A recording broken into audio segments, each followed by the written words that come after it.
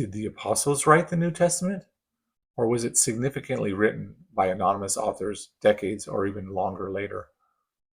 We have a historical verdict. Note that this is my first blog partnering with AI.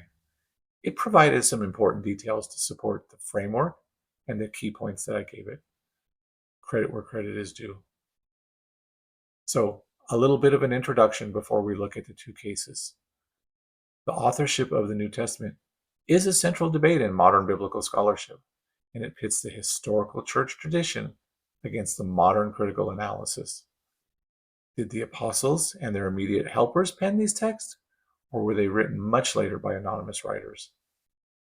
While skeptics point to internal literary clues to argue for later dating, the external historical evidence from the earliest days of the church tell a different story. So let's first look at the traditionalist case. This is the one that says that the apostles were the ones that in fact wrote these letters. This traditional authorship relies heavily on the testimony of the early church fathers who lived close to the time of the original writings.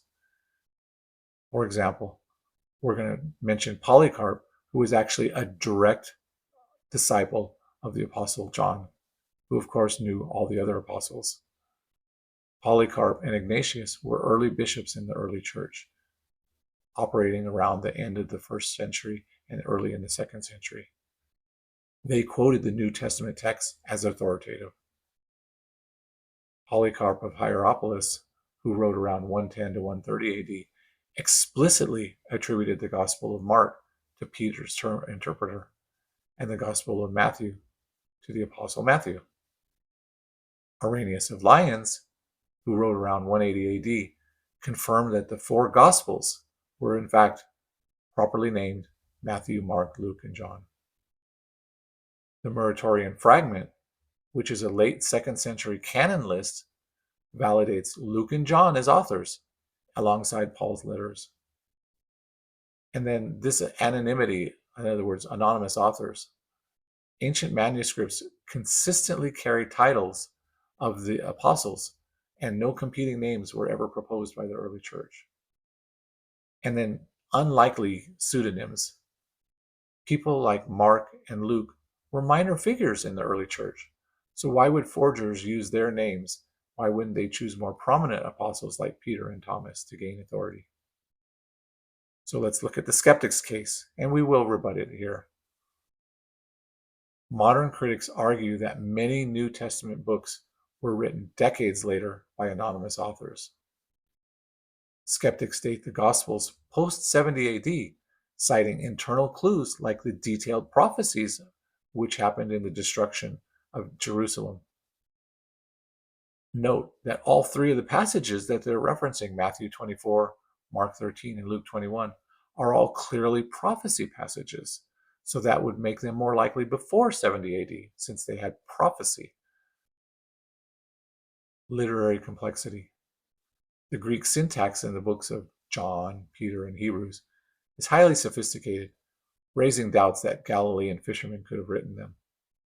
But note that by the time these men were writing, they had moved from their former jobs to leadership roles more than a decade prior.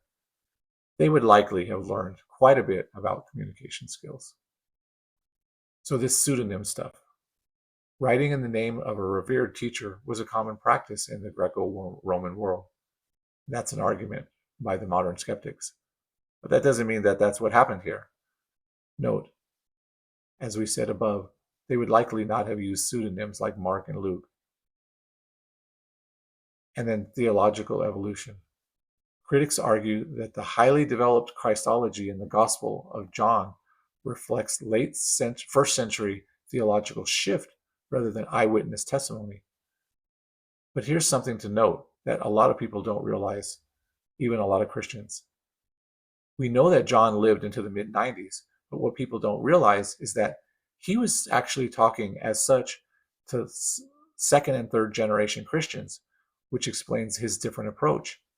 He needed to re-emphasize that Jesus was God, part of the Trinity, which was not necessary for the early writers, whose audience had many that had actually seen Jesus firsthand or knew someone that did. So Weighing the evidence. When evaluating authorship, the heaviest historical weight belongs to the external evidence of the first and second centuries. Internal literary arguments rely on modern assumptions about literacy, secretarial use, in other words, like Mark writing for Peter, and oral tradition. Conversely, the external historical record demonstrates that the early church had widespread and undisputed consensus among the early church leaders. Again, not among the skeptics, but among the early church leaders, that who were deeply concerned about apostolic heresy, and rigorously vetted the text for apostolic origin before accepting them into the canon. Because leaders like Papias and Irenaeus maintained direct lines of tradition to the apostles, their early testimonies provide the most reliable baseline, strongly validating the traditional names attached to the New Testament. So, in conclusion, skepticism regarding Jesus and his word is not a modern phenomenon, but a historical reality. As documented in John chapter 6, verse 66, many of Jesus' own disciples turned back and stopped walking with him when his teachings got difficult. This pattern of doubt is mirrored throughout Scripture. When Christ demanded allegiance, people stumbled, just like the Israelites did with God in the wilderness, despite witnessing miraculous deliverance.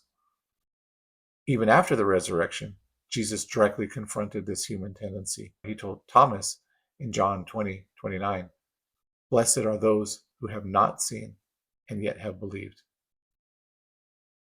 Today's skeptics must realize that modern doubts are rarely rooted in superior understanding of history or manuscript reliability, as the early church data strongly supports biblical authenticity.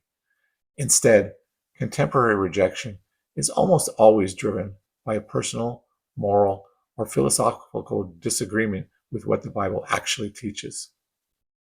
Ultimately, this world is designed by God as a proving ground to challenge our faith and see if we will trust Him. Those who do will spend eternity with Him and fellow believers in heaven, forever experiencing joyful, wholesome relationships. Thanks for listening.